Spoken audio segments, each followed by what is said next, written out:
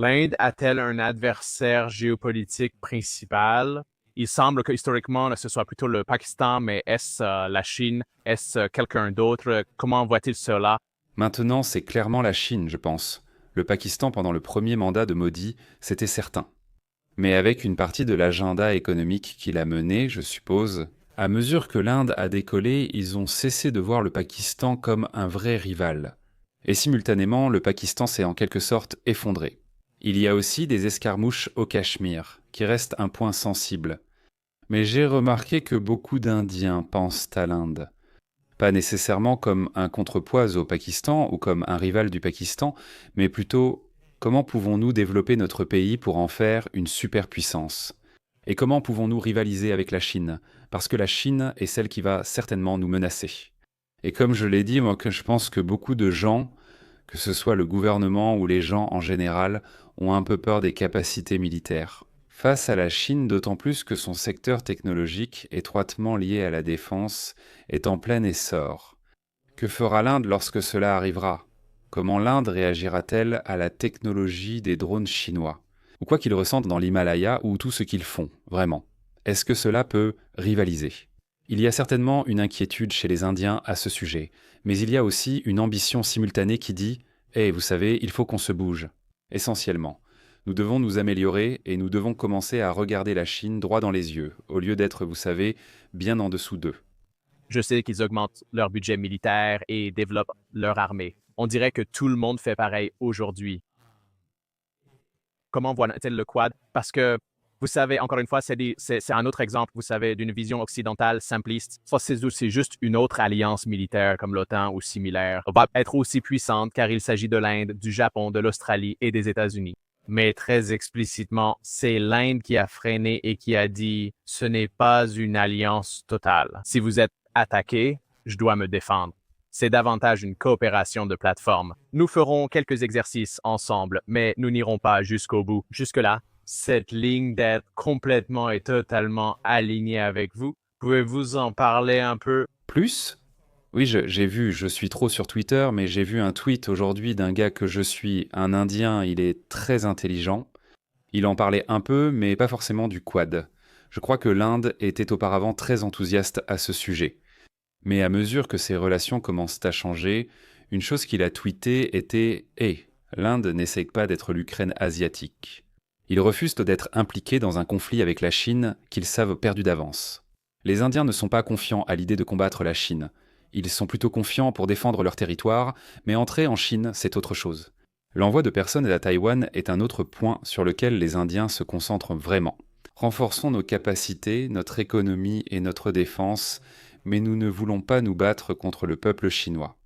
Il semble qu'il y ait en partie, et c'est en quelque sorte un aveu. Je ne sais pas si c'est un aveu de défaite, mais c'en est un tout de même. Nous ne sommes pas assez forts pour tenir tête à la Chine, et nous ne voulons pas, vous savez, trop les contrarier.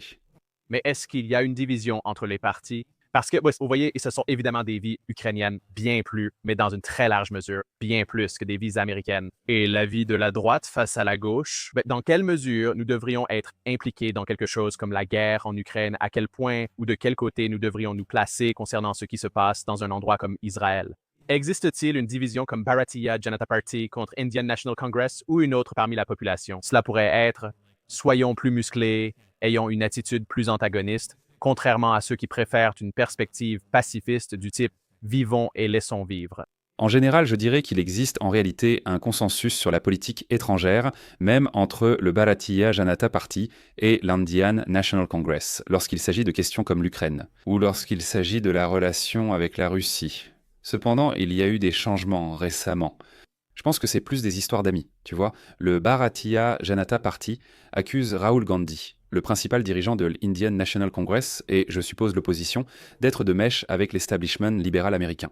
Ils accusent en d'autres, mais ciblent surtout Rahul Gandhi, probablement car il est le plus important et ont plus d'éléments compromettants contre lui. Je pense que si on regarde bien, quelque chose que Rahul fait et qui ne l'aide pas, c'est qu'il est un héritier d'une dynastie. Son père, sa grand-mère et son arrière-grand-père ont tous été premiers ministres. Rahul. Il n'est pas vraiment fait pour la politique. Dans une autre vie, il ferait juste sa vie. Il semble détendu, mais aussi privilégié car poussé vers la politique. Mais Rahul, il ne se connecte pas avec l'Indien moyen. Il se rend par exemple au Royaume-Uni ou dans divers endroits d'Europe ou d'Amérique. Il parcourt ses campus universitaires et critique constamment l'Inde et son gouvernement. Et il invite en quelque sorte, de façon assez explicite, l'ingérence étrangère en disant « Hey, l'Amérique ne peut pas rester les bras croisés ». Alors que tout cela se déroule en Inde, il faut faire pression sur le gouvernement indien et X, Y, Z. Cela n'améliore pas son image de leader fort, nationaliste ou patriote. Et cela alimente les accusations du Bharatiya Janata Party disant « Hey, ce garçon-là ne met pas l'Inde en premier ». Mais je pense qu'il l'a fait. Rahul lui-même a été explicite sur la position indienne concernant l'Ukraine, à savoir que l'Inde devrait rester neutre. Il devrait acheter du gaz ou du pétrole à la Russie. Et quelle que soit la position du Bharatiya Janata Party, je pense qu'il est en fait d'accord avec elle. En réalité, il y a plus de consensus que de désaccord. Le consensus qui se brise concerne encore une fois beaucoup de ces questions liées ou lors à la fonction publique. Comment allons-nous interagir avec ces organisations non gouvernementales? Comment allons-nous interagir avec les militants? Et certaines politiques nationales également. L'histoire moderne, du moins de l'Inde, a été celle d'un non-alignement général. Un peu de balancement, comme vous dites, mais jamais d'attachement ferme. Vous voyez ce que je veux dire? Les alliés de l'OTAN sont unis depuis la guerre froide. L'Inde a-t-elle un allié naturel? Pourtant, c'est tout. Ils restent dans le même camp avec des intérêts alignés, ou bien tout le monde est-il dans cette zone grise?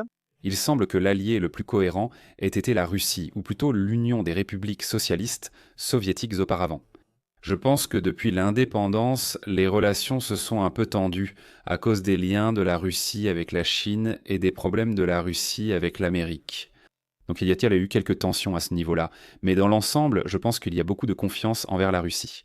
Je pense que les alliés les plus intéressants, cependant, sont ces petits pays qui offrent, je ne sais pas, une ou deux choses petites, mais vraiment vitales à l'Inde. Comme les Émirats arabes unis et l'Arabie saoudite, c'est très ironique. Modi, vous savez, on l'appelle ce leader nationaliste hindou musclé. Globalement, l'Inde a d'excellentes relations avec de nombreux pays musulmans, comme les Émirats arabes unis, l'Arabie saoudite et d'autres nations du Golfe. Ce sont maintenant certains de leurs alliés les plus proches, et ils ont été très importants en matière d'énergie, et les liens n'ont fait que se renforcer de plus en plus. Israël en est un autre. Je crois que la technologie est un grand catalyseur. La France entretient de nombreuses relations en défense et, généralement, n'intervient pas en Inde. C'est différent de nombreux pays anglophones. Il y a moins de leçons de morale, ce que l'Inde, surtout récemment, n'apprécie pas. Le Japon est aussi concerné.